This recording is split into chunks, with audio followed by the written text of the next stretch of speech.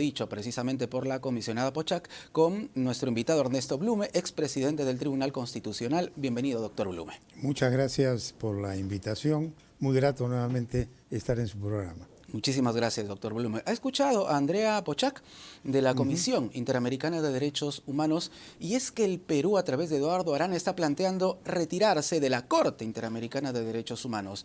¿Esto puede ser beneficioso o riesgoso para el Perú? Mire, yo, y lo digo con todo respeto hacia el Premier de la República, a quien conozco y considero mucho, discrepo radicalmente de ese anuncio hecho por su despacho. ¿Por qué? Porque le ha costado mucho a la humanidad, y esto a raíz de la Segunda Guerra Mundial, del genocidio nazi, de esos horrores de la Segunda Guerra Mundial, construir sistemas de protección de los derechos humanos supranacionales, en donde un justiciable que no obtiene justicia en su país tenga la oportunidad de llegar a un tribunal supranacional y encontrar justicia. Entonces, eso ha sido un largo camino, y el Perú tiene 47 años, desde el año 78, que pertenece a la Convención Americana de Derechos Humanos. Y retirarse del sistema interamericano de derechos humanos es, en el fondo, dejar desguarnecidos a los peruanos de una posibilidad de obtener justicia cuando, agotada la jurisdicción interna, no obtienen justicia a sus peticiones. Y tienen entonces esta alternativa adicional de ir a un sistema supranacional, primero a la Comisión Interamericana y luego a la Corte Interamericana, claro, contra el Estado infractor, reclamando por sus derechos. Entonces creo que la idea, desde mi punto de vista, no es una buena idea.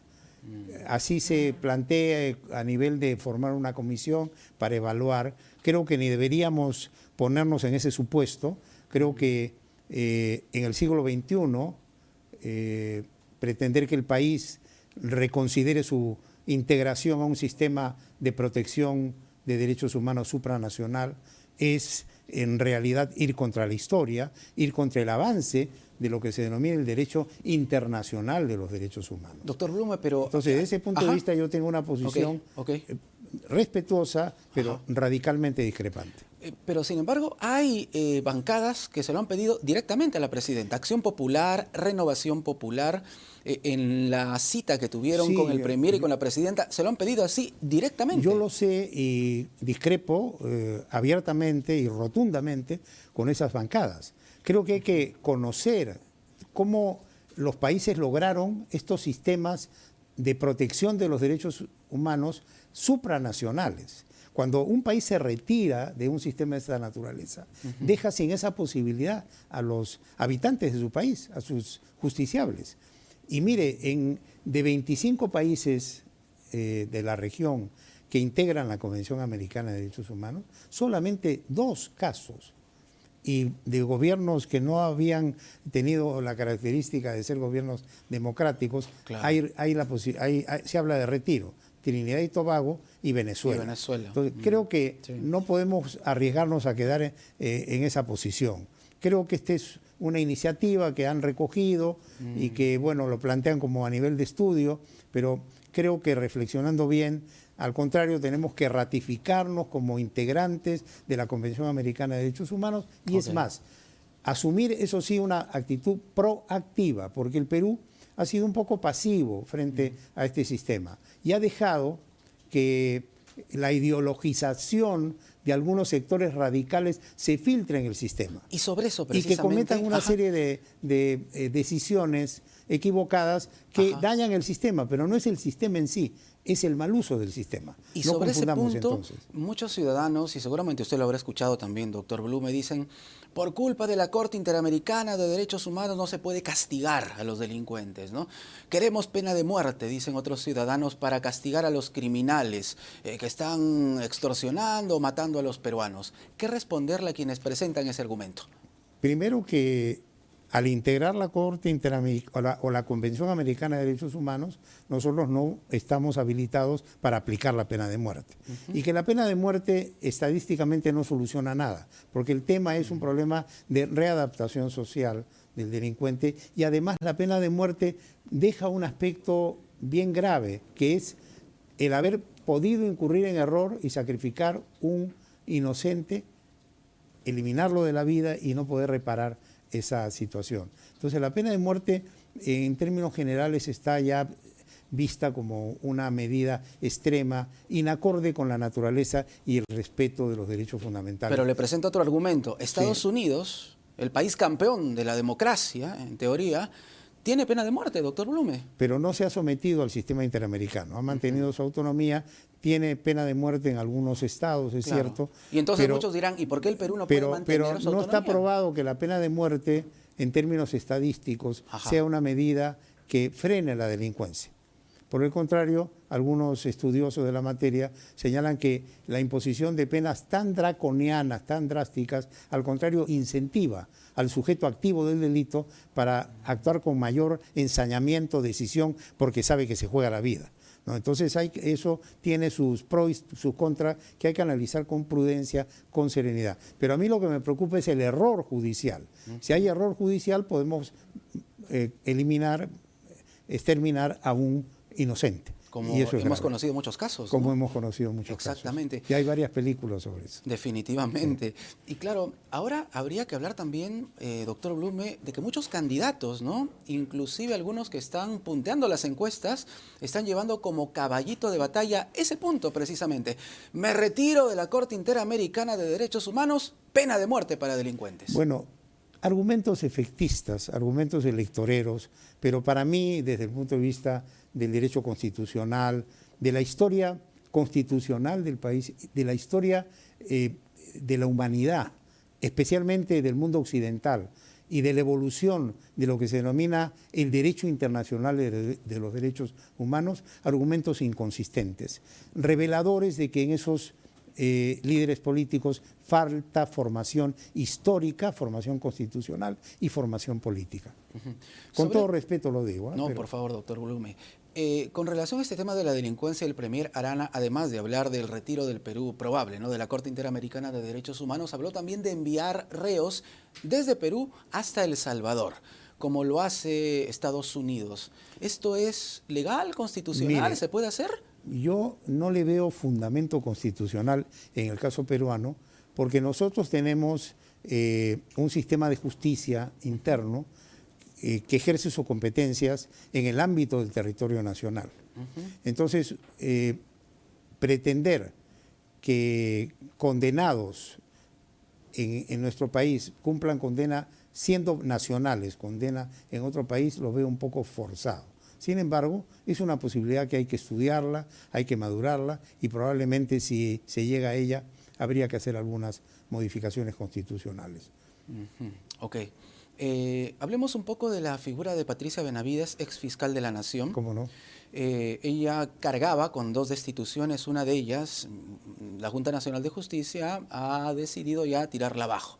Tiene otra en sus hombros todavía. ¿Ella podría regresar al Ministerio Público? En la medida en que se desactiven las 2 decisiones de la Junta Nacional de Justicia que dispusieron su remoción, sí podría. ¿Puede regresar? En la medida, pero en la medida que ha sido, digamos, ha ganado un amparo que le da la razón en el sentido que ese procedimiento inmediato carecía de fundamento constitucional. El doctor Luis Zapata, fiscal. Así es, y fue arbitraria la decisión. Exacto. Pero teniendo la otra pendiente, habría que esperar que la otra se resuelva. Si se resuelve la otra a favor de Patricia Benavides, entonces ella podría regresar al Ministerio Público. En la medida en que está en la edad adecuada y vigente su mandato, sí. ¿Regresaría como fiscal suprema? ¿Cuál sería como el fiscal cargo? Suprema sería. Como fiscal suprema. Sí. Y habría una composición distinta en la Junta de Fiscales, y ojalá entonces después de todo lo que hemos vivido en los últimos meses, estos integrantes de la Junta Nacional de Fiscales, digamos el más alto nivel de la Fiscalía Nacional, los fiscales supremos, ya hayan madurado lo suficiente para no utilizar su imagen con un fin político, como hemos visto penosamente en los últimos tiempos, ¿no? Yo le digo con toda consideración a la fiscal de la Nación que tiene que ser consciente de que el cargo de fiscal está impregnado de una característica muy importante, la reserva y el respeto a los derechos fundamentales. Y eso de salir, decir voy a denunciar a tal y cual y hacer comunicados, es mover el ambiente político y es politizar una institución que no debe estar politizada. ¿Está politizado el Ministerio Público? Yo creo que en gran medida sí, no todos, hay fiscales muy ajenos a todo eso, pero en líneas generales sí, ¿no? Se han convertido algunos fiscales como una suerte de personajes políticos o de la farándula que salen, opinan y además en términos bastante despectivos inclusive despotrican de sus propios superiores, una cosa insólita.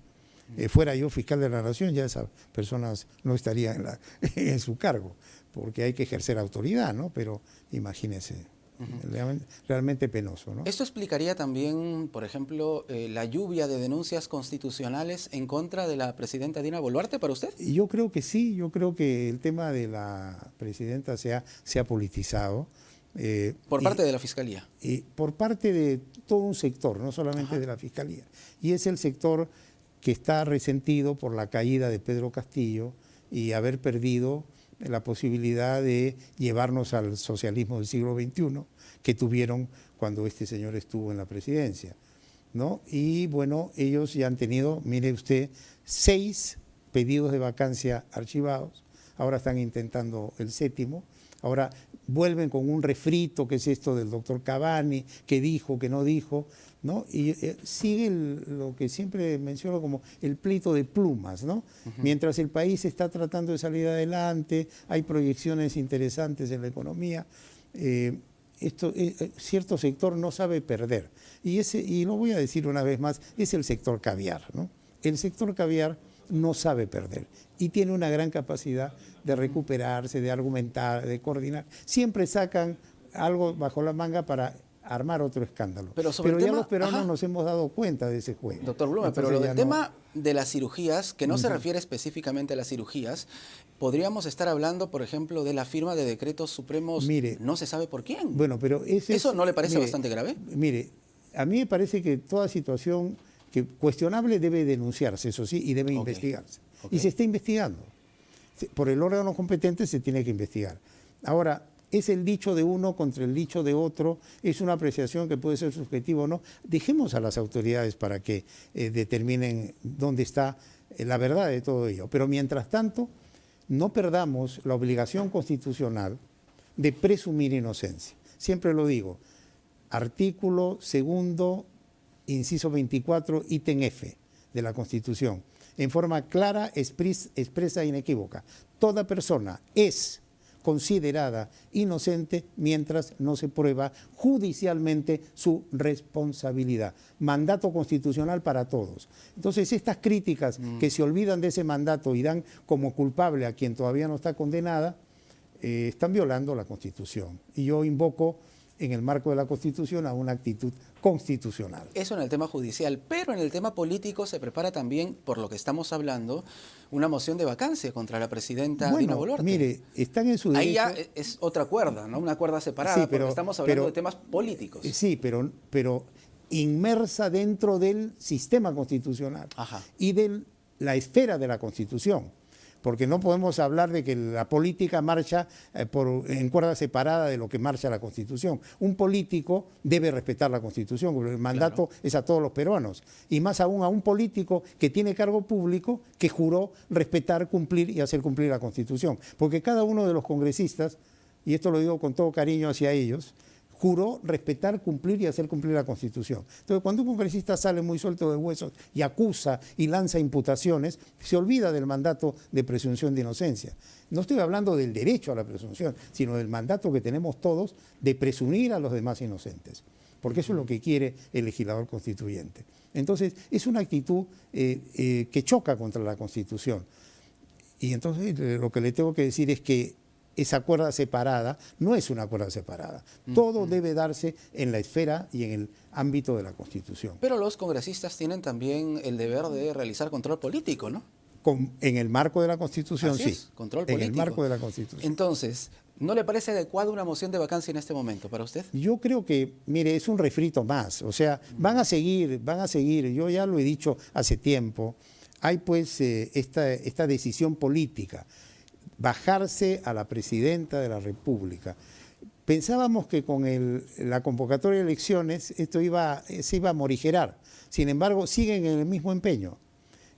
Han perdido hasta ahora en todos esos propósitos y siguen. Y creo que van a seguir perdiendo. O sea, hay desesperación en estos sectores que perdieron el poder con Pedro Castillo y los que estaban aupados a ese poder, entre ellos ese grupo de caviares, que sigue protestando y sigue marcando su nefasta presencia, porque es una presencia realmente negativa para el país. Y ese es el problema, o sea, hay gente que no entiende que llega un momento en que hay que tomar decisiones en positivo.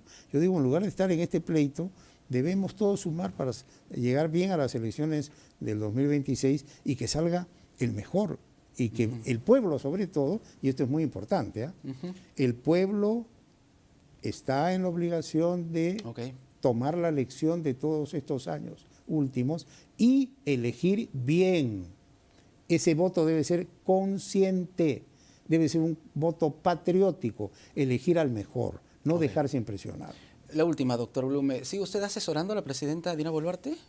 Estoy viendo solamente el tema, que lo he dicho varias veces, que es el tema del habeas corpus por la diligencia que hubo en su casa, que está en el Tribunal Constitucional pendiente de resolución. Después yo no veo los otros temas y mi asesoramiento es un asesoramiento ad honorem, que se funda en mi convicción de que tenemos que rescatar el respeto a la institucionalidad.